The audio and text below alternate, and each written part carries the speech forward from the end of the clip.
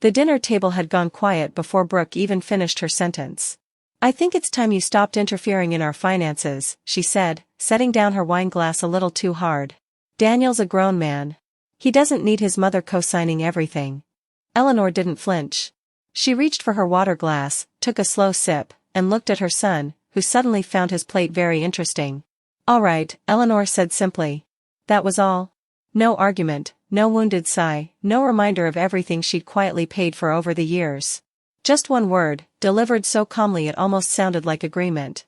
Brooke blinked, clearly expecting resistance. Daniel glanced up, uncertain.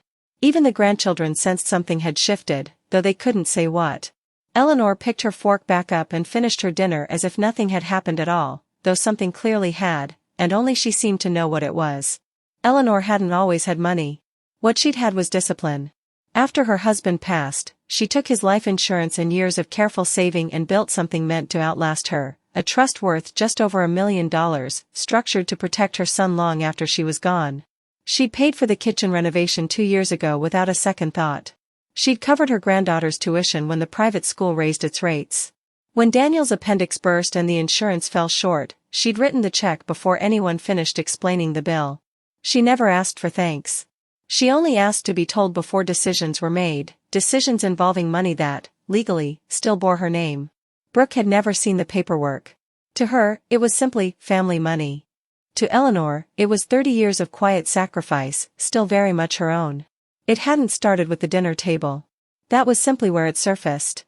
Months earlier, Brooke had scheduled a financial planning meeting about the trust and never mentioned it to Eleanor until it was over, brushing it off as just some paperwork, nothing you needed to worry about. Then came the comment to the neighbors, the one Eleanor wasn't supposed to hear, about how controlling her mother-in-law could be, always asking where the money went. Eleanor had asked one question, about a withdrawal she hadn't approved. Then the locks. The guest suite she'd stayed in for a decade, the one she still kept slippers in, had a new keypad installed. No one had asked if she minded. No one had asked at all. Each time, Eleanor said nothing sharp. She simply noticed. What used to feel like family now felt like an arrangement, one where her help was assumed, and her presence was something to be managed around. The second dinner felt almost rehearsed. Brooke waited until dessert, then slid a folder across the table, papers already drawn up, transferring full trustee control to Daniel. "It's just cleaner this way," Brooke said, smiling like she was offering a gift. "So this doesn't feel so weird. Like you're keeping tabs on us." Daniel said nothing. He hadn't asked for the folder, but he didn't push it away either. Eleanor looked at the papers for a long moment. Then she folded her napkin, set it beside her plate with the same care she gave everything, and said, "I'll have my attorney look into that." Brooke exhaled, visibly relieved, already reaching for her phone to text her sister the news. Daniel relaxed too, certain the tension was finally behind them. Neither of them noticed that Eleanor hadn't said yes. They only heard what they wanted to hear, and the real answer was already on its way. Eleanor's attorney had known her for 11 years and had never once seen her raise her voice. She didn't raise it now either. She simply sat across from him, folder in hand, and asked what her options were as sole trustee. They were, as it turned out, considerable. Within the week, discretionary disbursements from the trust were formally frozen pending a routine review, entirely within her legal authority, and entirely her decision to make. The pending co-signature on the renovation loan was withdrawn. The tuition autopay for her grandchildren's school was paused, the funds redirected into a locked reserve account bearing only her name. No calls were made to explain any of it. No warning was given. A week later, Daniel opened an envelope from the bank, a polite, clinical letter noting that his loan application had stalled pending additional documentation. He read it twice, confused, with no idea yet why any of this was happening. Brooke called that same evening, her voice sharp before Eleanor even said hello. "Are you punishing us? Is this because of the folder?" Eleanor let her finish before answering calmly that nothing had been done except a routine review, one entirely within her rights. Daniel, meanwhile, had pulled out the original trust documents for the first time in years, searching for something, anything, that explained the stalled loan. What he found stopped him cold. His name wasn't on the trust as owner. It never had been. Every signature required for every major expense hadn't been a courtesy his mother insisted on, it had been the law, because she was still, and had always been, the sole trustee. He remembered, distantly, Brooke suggesting years ago that they simplify things and combine the estate under his name. His mother had gently declined, and he'd never asked why.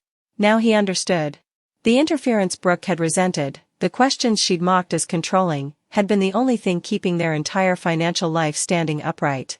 Brooke showed up at Eleanor's door the next morning, coat thrown over pajamas, voice cracking between fury and pleading.